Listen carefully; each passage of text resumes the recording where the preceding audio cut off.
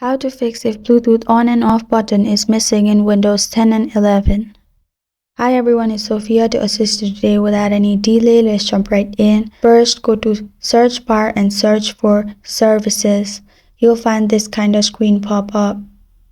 In this list, search for Bluetooth option, which is Bluetooth Audio Gateway Services.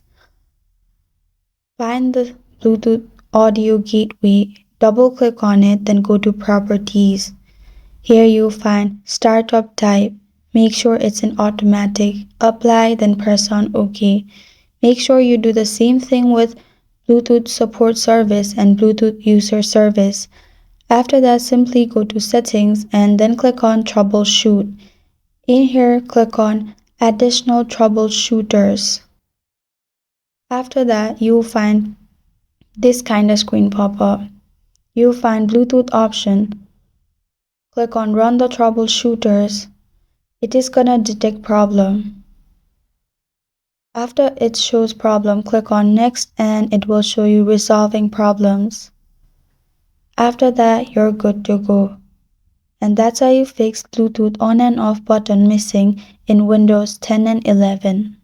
For joining me today. If this video helps you out, please leave a like and subscribe for more.